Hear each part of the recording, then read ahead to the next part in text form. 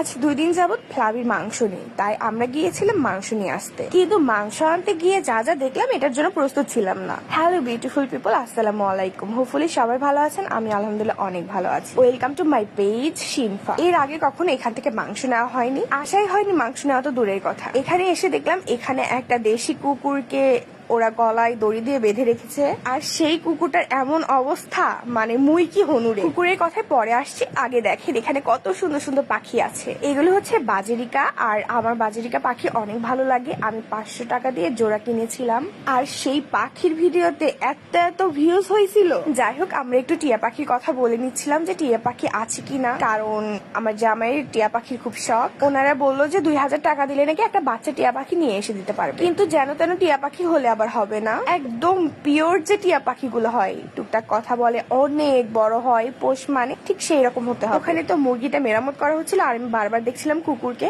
Sorry, আমি কুকুরের গলায় দড়ি বলেছিলাম, কিন্তু এখানে শিকল দেওয়া ছিল। এইদিকে মুরগিটা ওরা কেটে দিচ্ছে, আর আমরা একটু খাওয়া দাওয়া করতে যাচ্ছি স্ট্রিট ফুড খাইতে। আশেপাশে দেখছিলাম কি কি পাওয়া যায়। এখানে ছিল অনেক কিছু, কিন্তু আমি জাস্ট এই যে লাঠিটাকে কি বলে আমি নাম ভুলে গেছি, এটা খেয়েছিলাম, আর সাথে একটা বার্গার, তার সাথে আখের রস। এইদিকে এই দাদুটা যেন কি বানাচ্ছে, পরে জানতে পারলাম এটা হচ্ছে পুরীর জন্য প্রস্তুত করছে, এখান থেকে পুরি বানানো হবে। এখন বলি কুকুরের কথা।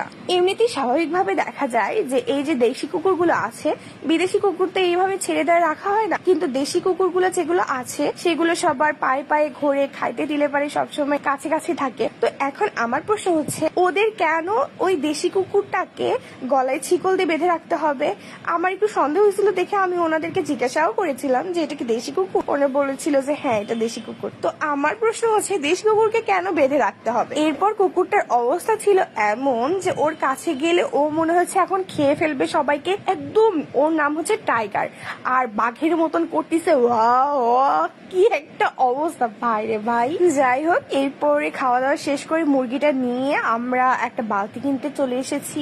বালতি পছন্দ হচ্ছিল না, কারণ দামও অনেক বেশি চাচ্ছিল। বলতেছিল যে আরিফেলের বালতিকে এখান থেকে কিনবে। আর আমরা আগে যেখানে থাকতাম সেখানে কিন্তু এইভাবে ভ্যানে ভ্যানে সবজি বিক্রি করতো না, মাছ মাংস কিছু বিক্রি করতো না, বাট এখানে আবার ভ্যানে ভ্যানে মাছ থেকে শুরু করে সবকিছু বিক্রি করে। ইভেন আমরা যে বাড়িতে থাকি সেই বাড়িতে সকালবেলা মাছ মাংস সবকিছু নিয়ে জিজ্ঞাসা করে, মাছ নিবেন? মাছ, পেঁয়াজ আছে, রসুন আছে, এই আর কি। যাই হোক, সবাই সুস্থ থাকবেন, ভালো থাকবেন। আজ এই অব্দি, আল্লাহ হাফেজ।